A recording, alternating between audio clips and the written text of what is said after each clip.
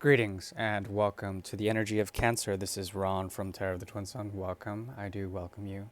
Jai Sachitananda, Jai Sri Krishna, Jai Sri Saraswati.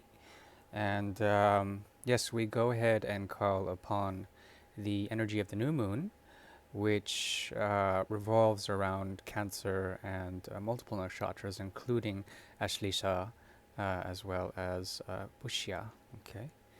Um, the fourth house is open, okay, and this is the gateway, also the embryonic womb.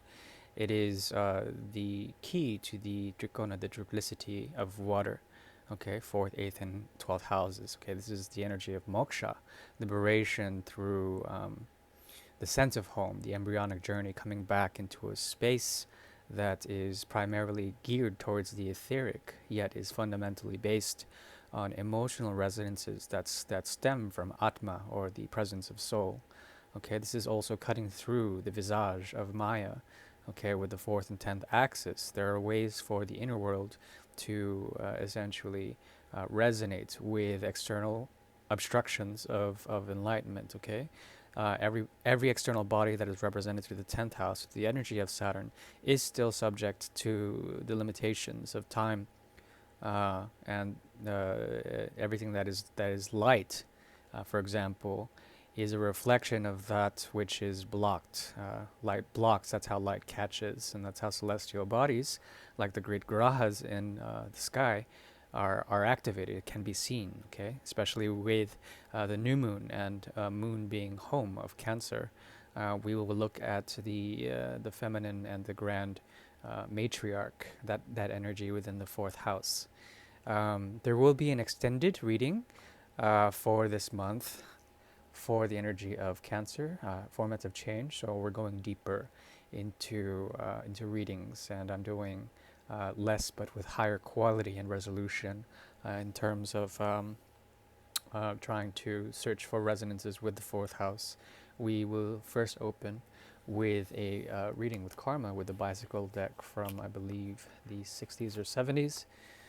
This was gifted to me by a friend who is highly Sagittarian in nature, who opened me up to the pathway of the Vedas. So we'll go ahead and begin with that. Remember, there is an extended that can be available through email upon small donation, very small, to help the order of the Twin Sun, essentially geared towards publications, okay? Publications of the etheric and theosophic nature.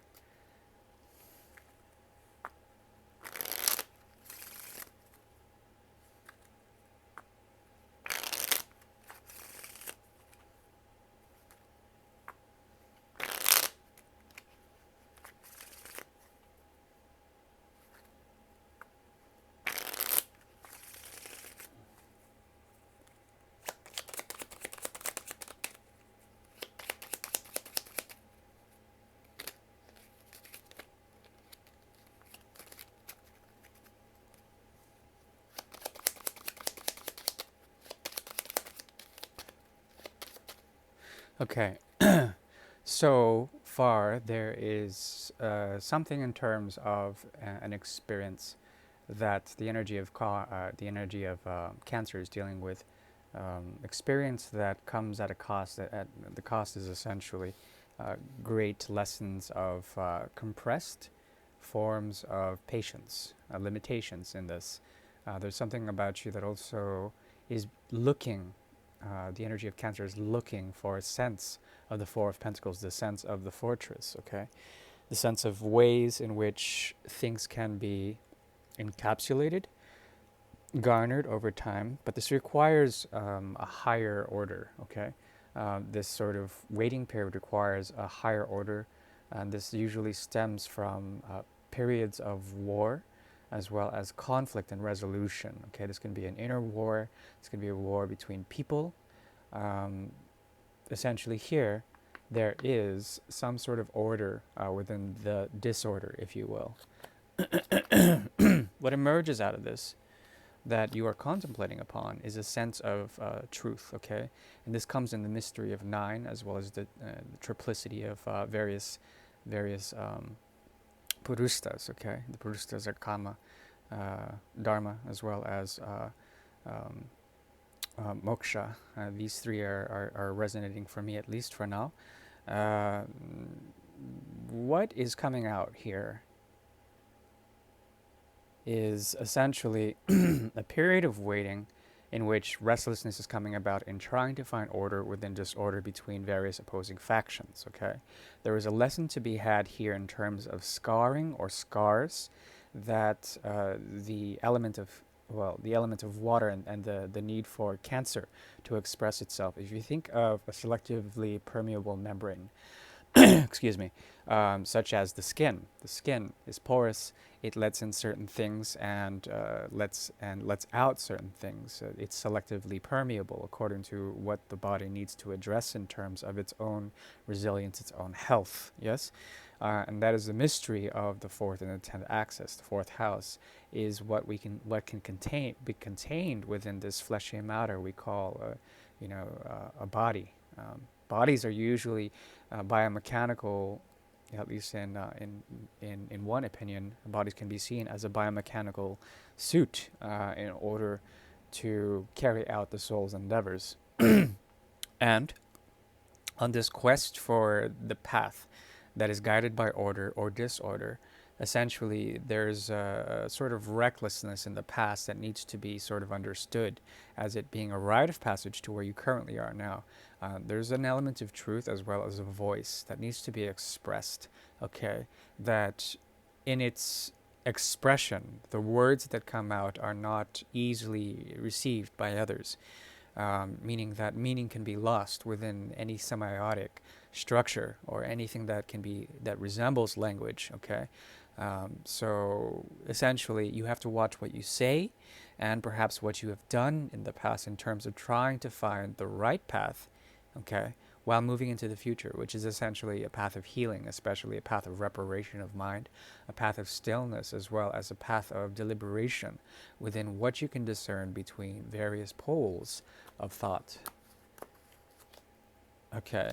And this requires a great deal of isolation, okay? Within this isolation, you will find the rest you seek, and there will be a type of healing, or at least stillness of the body, of the mind, equilibrium, okay? You may be informed by others who are coming from a place of peace after a time of war in order to make a choice of two options. One is hardworking, okay? It leads to the details. It leads to a Virgoan methodological way of coming up with method of really coming up with a way to work hard at something. The other is more structural. Both are leading to, especially here, investments of the past being left. Okay. Now, I think for this great mirror, we shall slow down a bit. And we'll see, according to layers, what is going on in the mirror in terms of reflexivity, what can be seen through the other and through you, the energy of Cancer, and the other, how these energies intermingle on conscious, subconscious, and unconscious levels. We shall do our best to go as deep as we can, and hopefully you can find some sort of structure and resemblance with this image, okay? This is, viewer discretion is advised. I mean, not all of this will resonate for everyone, but please take what you will in terms of what does and use it for the embetterment of the path that either is interwoven with the other or not, okay? It really depends. I'm working with a deck that's 130 years old. As you can see, the red speckle from the Grand Attila deck, which is Alietta in reverse from BP Gourmand, Paris, France. Okay, very, very old deck. So we shall call upon Chandra and the moon to essentially wax and wane and watch over this in enlightenment.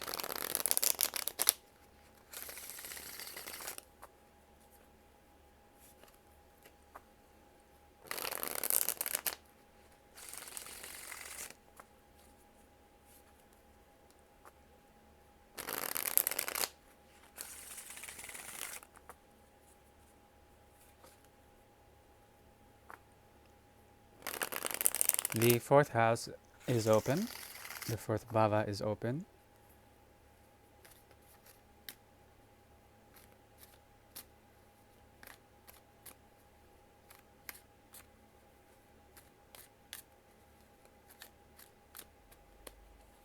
Okay. And now what can we devote to reality? Okay. Okay.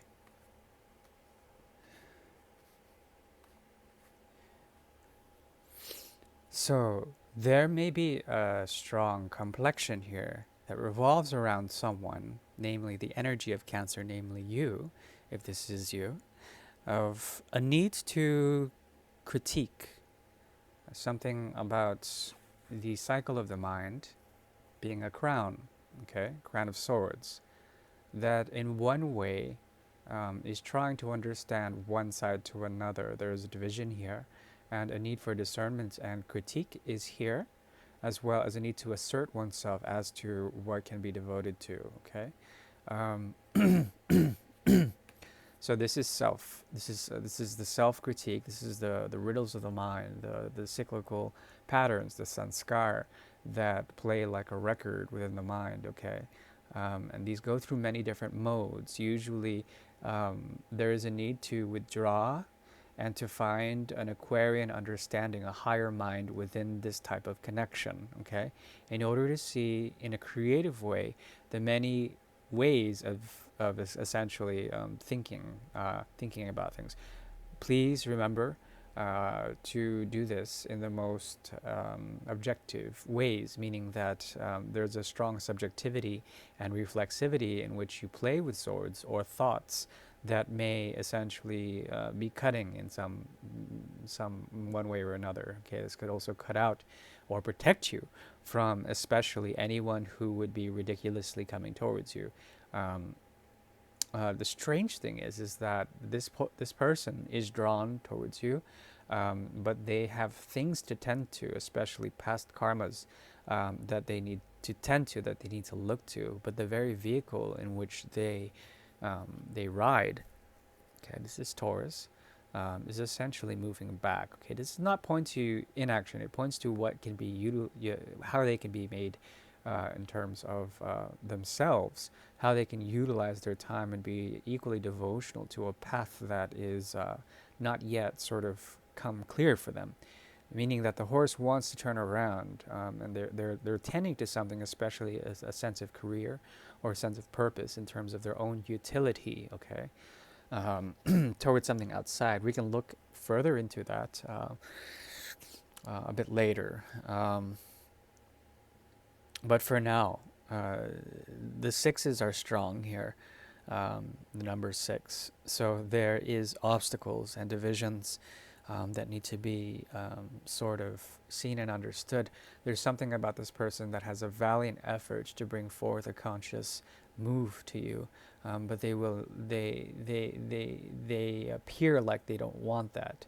The thing is that there is a retrograde sort of appearance here that they have with retrograde Taurus or retrograde Venus, okay, which essentially is either the rising or falling star, but also the oscillation in red or blue shifts, okay, that they are encompassing. So this oscillation is beautiful. At the same time, it's kind of not focused enough, okay, meaning that the very vehicle that is driving them is there's this urge or there's this urge to essentially come to you, but then you're at a place of very strong critique or self-defensive. It's not passivity, it's deep contemplation to the point where you're extremely focused and concentrated on the self. Okay, they're concentrated on a path outside of this, okay, that we can explore later, but they're inevitably drawn back into the equation. Now, when it comes to the further discerning what this person's about, yes, they have hidden intentions, and perhaps there's something about you that provides them with a sense of force. Also, Aquarius rises out of this, as well as Leo. Excuse me. That is the fire, as well as the air element of fixity. Okay. Now it's fairly interesting considering that they may feel a sense of force or leadership within this connection. It inspires them, you inspire them, and they inspire you in some respect, okay, on a very deep level. There also is an unconditionality, regardless of what sort of things you bring to the table to them, that they would have to deal with from the very depths, okay? And these are very strong emotional impulses that stem from unconditionality, that stem from a very deep reservoir of creative and fruitful intention, okay? And this is something that you bring to the table. At the same time, they might misconstrue it. There's something very detached about them, very detached, and perhaps they are dealing with trying to find a sense of sovereignty in all of this. So, with the crowns, much like you having a crown on your head of swords. Okay, so there is a path here that leads to either inherent fears or perhaps the detraction from them into the Seven of Swords, something that you can glean in an Aquarian way, in the evolution of Aquarius, to glean your own truths. Okay, this requires a great deal of balance, Moon and Libra, as well as the ability to resound with certain structures of the mind that would prove to be orderly in some respect. Okay, and now a lot of order in disorder can come through psychoanalysis. I'm not saying that you're a messed up person. What I'm saying is that there are probably certain blocks that need to be either refortified or understood as they are intentional, okay? Blocks of the mind, especially protection in a psychic way that you are trying to be conscious of. At the same time, there's a realm of critique here that from your side, there is an element of urge and a need to provide a sense of civility, find the platform as well as construct with others who are equally passionate in order to make certain things foundationally sound. Okay, this has to do with things of the mind, things of the spirit that needs to be brought into structure. Okay, and this is going to require a lot of energy on your half, and this person is meeting you halfway at least with what is being brought to the table. A sense of maturity as well as a sense of prominence and sovereignty, royalty is sort of around this person, yet they're still on a knight's errand. They're still on some sort of quest, okay, something that they have to tend to outside of, in terms of another commitment, a career, something out of the equation that requires them to essentially hone in on that energy. There's a great deal of devotion to that, as well as halfways towards your connection. Okay, halfways. Um, what what I see also is a possibility of a type of expedition. Okay, this has to do with um, truly going within in order to find what would make each party, each individual in this significant reading, their own sort of purveyor of truth, of also what makes oneself whole, as well as how to perceive things in terms of the glass being half full or half empty. Where in all does this come to a realm of contentment, okay, without expectation? Expectation is basically things that you cast upon others, especially through the energy of Shakti, or the energy of Maya, which is the creation and the weaving of the material universe. Okay, this is illusory in nature. At the same time, we can project this on as expectations onto others.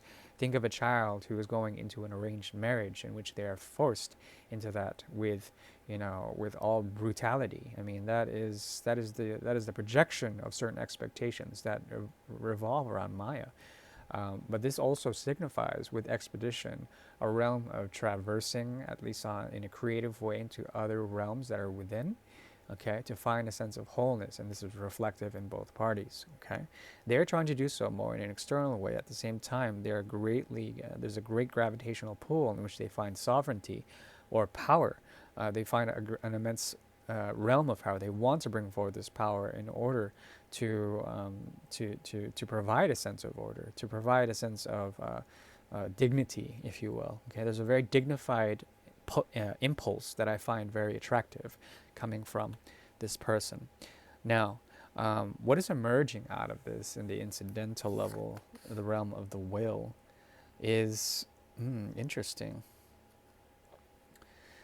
Okay, This speaks of Queen of Pentacles in the reverse. Okay, this is Taurus's energy, and it's in the reverse. Okay, Taurus did show up earlier.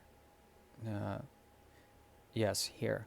So there's something about this that requires the stability of slow growth. Okay, the ability to essentially find. They're very obsessed, or someone is very obsessed with something of the like of realities that need to be sort of garnered to. Okay, there needs to be time and resources which they don't seem to have, or at least they can't provide you with that for the moment. There's something about them also that has a hidden sort of resourcefulness that is not being showed completely. Perhaps resources are trying to be hid in general in terms of time and allocation of promises or anything of the like. So there's a possibility also of a type of stability that emerges that is within the self, okay, that grows and is regal, is regal within the self, okay? And this has to do with great separation, non-commitment, as well as the ability to know when to cut loose, or perhaps to step back, okay? And this is the realm of expedition, as well as the ability to find hidden resources and hold these for your own, okay? This talks about healing.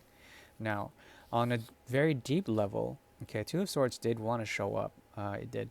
Um, it shows up in critique here with two hearts severed, two hearts torn apart according to the auspices of anything romantic.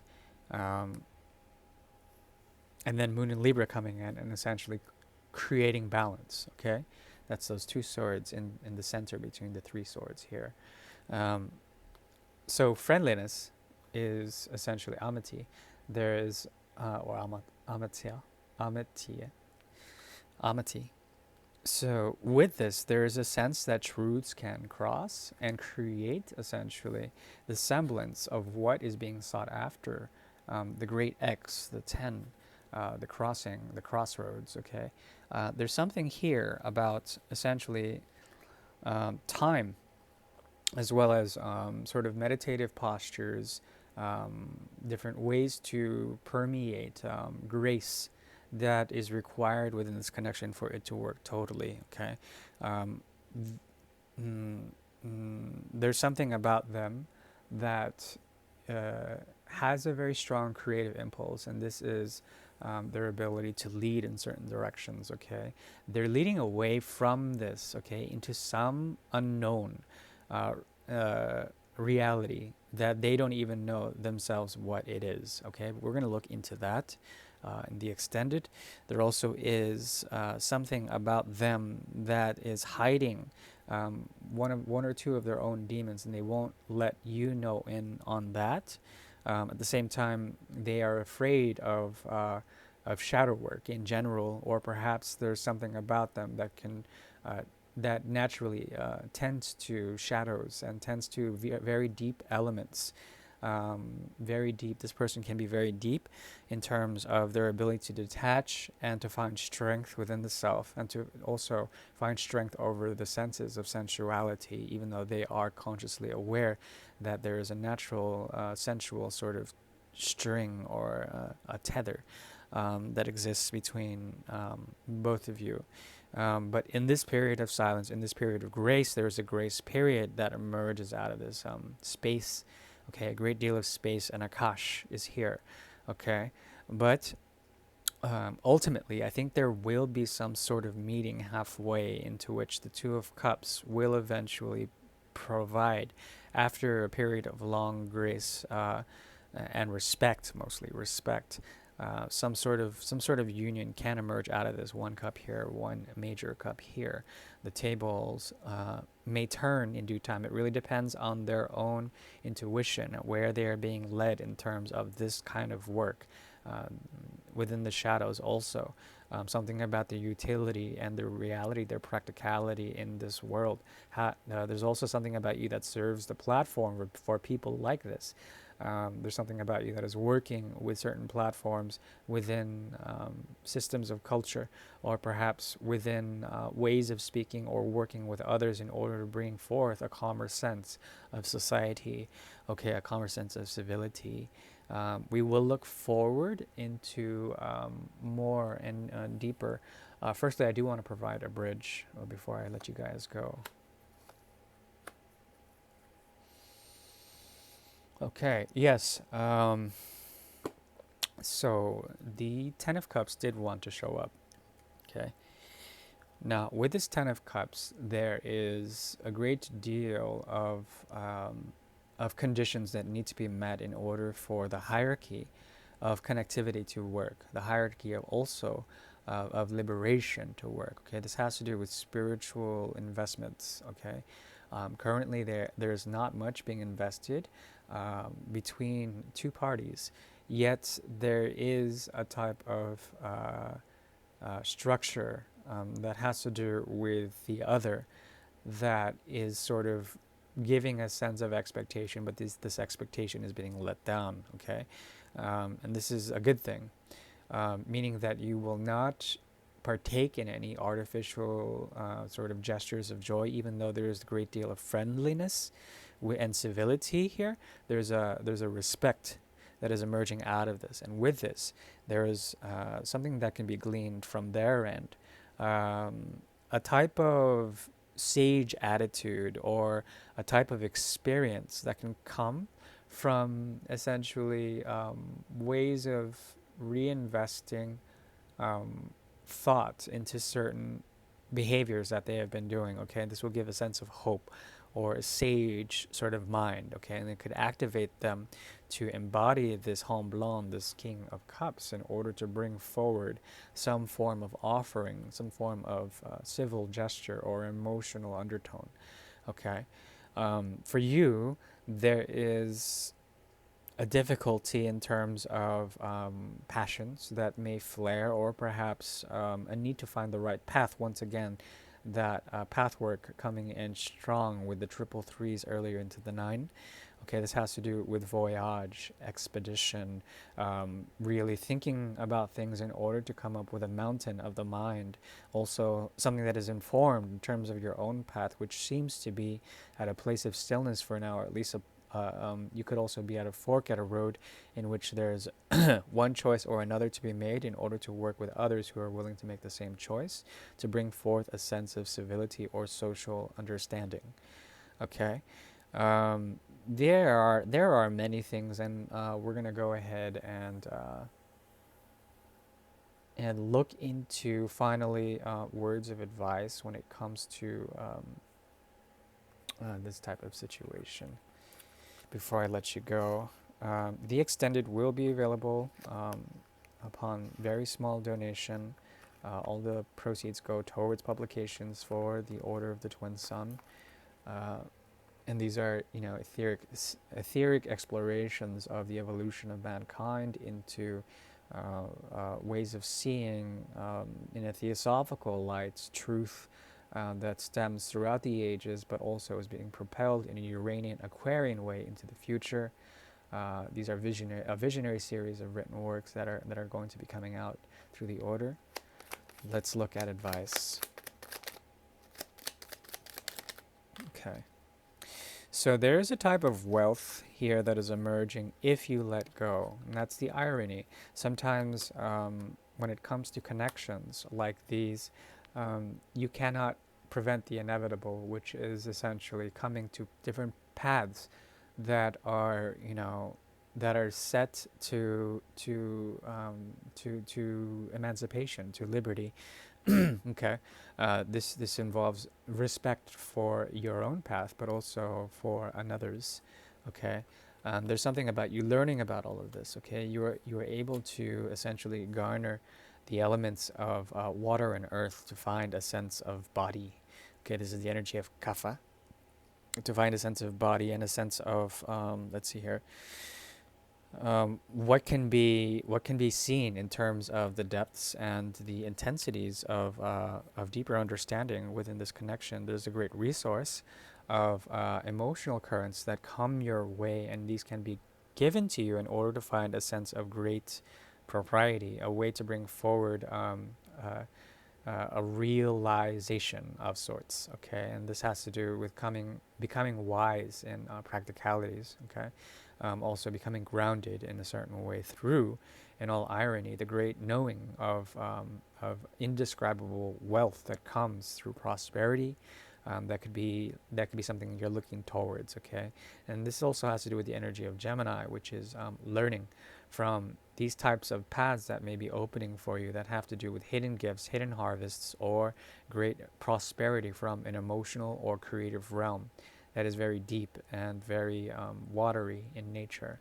Fusion of both of these creates the very material that can sustain structures, okay? Sustain structures that pertain to the fourth house.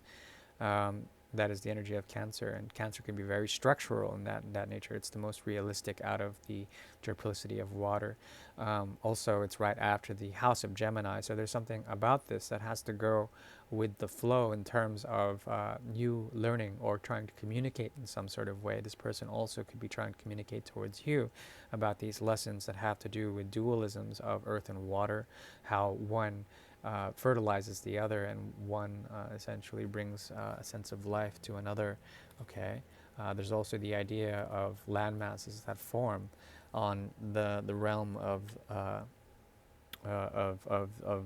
the amphibious, the water element. And there's the sense of the island. Okay, the island is very isolated. It's also a place of it can be also an oasis within the Great Sea, a place to find footing, okay, and call your own. So these are some of the esoteric lessons with the fourth house, with the energy of Cancer for the month of July 2021. I do thank you. May Mahalakshmi watch over you and your ability to bring forth realities in this day and age of Kali Yuga. Otherwise, please take care now, and thank you. Join me for the extended if you will. If you would like also for a personal reading, I am available for that. So we're going to go straight into the extended now, and yeah, wishing you well. Okay, bye-bye.